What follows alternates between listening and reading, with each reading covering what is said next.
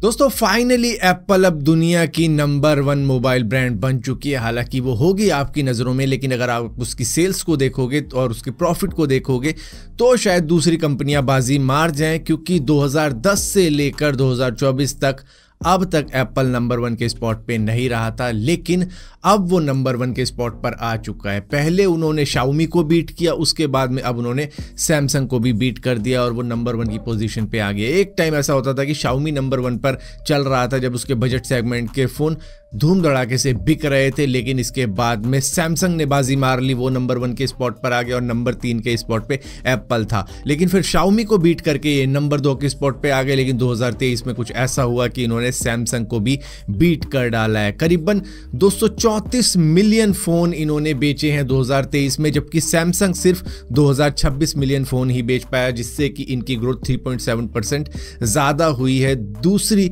Company के मुकाबले में। अब यहाँ पर ऐसा क्या हो गया कि सैमसंग, जिसके पास में अलग अलग वैरायटी के फ़ोन हैं, वो सिर्फ आईफोन से ही बीट हो गया, जिनके पास में हर साल कुछ नए फ़ोन आते हैं, लेकिन उसमें एक नॉर्मल होता है, जैसे कि कह लो 14 होता है, एक 14 प्रो होता है और एक होता है 14 प्रो मैक्स। तो इन 3 वेरिएंट की वजह से ही ये कैसे बीट हो गए, क्या गलती करी सैमसंग ने, जिनके पास में बजट सेगमेंट का भी फ़ोन है, मिड सेगमेंट का भी फ़ोन है, प्रीमियम सेगमेंट के भी फ़ोन है, तो वो कैसे बीट हो गए आईफोन से, जिनके पास में सिर्फ एक ही सीरीज आती है हर साल। अब बेशक से एप्पल की सिर्फ एक ही सीरीज आती है जो कि प्रीमियम ही कह लो, क्योंकि उनकी जितनी भी सीरीज होती है भैया 80,000 से ही सीधा शुरू होती है जब लॉन्च होती है। उसके बाद में जब सेल आती है तो भैया बंदे उससे एक जनरेशन पीछे का फ़ोन ले लेते हैं, तो उसकी सेल काफ़ी ज़्यादा होती है। और ऊपर से आईफोन क्या है, वो एक अलग ही सीरीज़ है, एक अलग ही लीग है, उसका एक अलग ही ऑपरेटिंग सिस्टम है जो है iOS। लेकिन एंड्रॉयड जो ऑपरेटिंग सिस्टम यूज़ करता है सैमसंग, उस पर दूसरे भी हाथ मारे बैठे हैं, जैसे शाओमी हो गया, वीवो हो गया, ओप्पो हो गया, वन प्लस हो गया, या फिर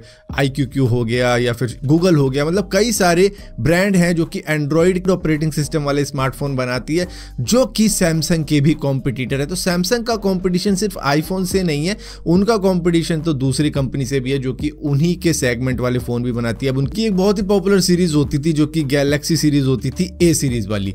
अब उसके फ़ोन बिकना काफ़ी ज़्यादा बंद हो गए 2023 के वक्त में, क्योंकि उसी मिड रेंज के अंदर दूसरी कंपनियों ने अपने फ़ोन निकाल दिए जो कि उनसे बेहतर थे, अच्छे प्राइस में मिल रहे थे, जिसकी वजह से इनके फ़ोन उतने ज़्यादा वहाँ पर बिक नहीं पाए। ऊपर से इकोनॉमिक चैलेंज भी आया था 2023 में, आपको याद होगा कई सारी टेक कंपनीज ने लोगों को निकाल दिया था, दूसरी कंपनी ने भी अपने एम्प्लॉयज़ को निकाला, तो काफ़ी ज़्यादा ले ऑफ हुआ था, कई सारे लोगों की जॉब चली गई थी, जिसकी वजह से स्मार्टफोन की डिमांड रखते लोग या फिर अपने जीने की डिमांड रखते ही खाना पीना लाए, तो इस वजह से भी सेल्स नहीं हुई। अब आप कहोगे यार आईफोन क्यों बिक गए फिर 2023 में उतने ज़्यादा, क्योंकि भैया आईफोन लेने वालों का तबका ही अलग है, वो लीग ही अलग चल रही है। यहाँ पर तो भैया ये मिड रेंज के भी बेच रहे हैं, बजट के भी बेच रहे हैं, प्रीमियम सेगमेंट के भी बेच रहे हैं। अब किसी में भी हल्की सी भी गिरावट आती है तो पूरे ओवरऑल इनकी ग्रोथ पे इम्पैक्ट पड़ जाता है। ऊपर से इनकी जो अनसोल्ड इन्वेंट्री थी 2022 वाली, 2023 में इन्होंने काफ़ी लोअर प्राइस में बेची, जिसकी वजह से इनका प्रॉफिट भी कम हुआ। अब यहाँ पर एक बार एप्पल की तरफ देखो, उनकी प्रोडक्ट स्ट्रेटजी को देखो कि उन्होंने चीज़ों को इतना ज़्यादा कॉम्प्लेक्स नहीं किया। वहीं पर सैमसंग को देखोगे ना तो भैया उनकी इतनी ज़्यादा सीरीज़ है, इतने ज़्यादा नंबर है कि उनका ए सीरीज़ है, एस सीरीज़ है, एम सीरीज़ है, जेड सीरीज़ है, एफ सीरीज़ है। मतलब किस किस नंबर को याद रखोगे, किस किस नाम को याद रखोगे और किस तरीके से कंपैरिजन करोगे कि इसमें लूँ उसमें लूँ, और उसी में बंदा कंफ्यूज हो जाता है। दूसरी कंपनियाँ भी ऊपर से, लेकिन एप्पल का प्रोडक्ट जिसको लेना है उसके लिए बिल्कुल सिंपल है भाई। आईफोन 13 लेना है तो वो रहा, आईफोन 14, आईफोन 15, उसमें प्रो या प्रो मैक्स वाले भी होते हैं, तो उनको पता है कि भैया कौन सा है, कितने का है, कौन सा किस जनरेशन में आया था, तो इस वजह से इतनी ज़्यादा कन्फ्यूजन नहीं रहती। तो जिसको एप्पल का लेना होगा वो वही लेके मानेगा, क्योंकि iOS का कोई कॉम्पिटिटर भी नहीं है।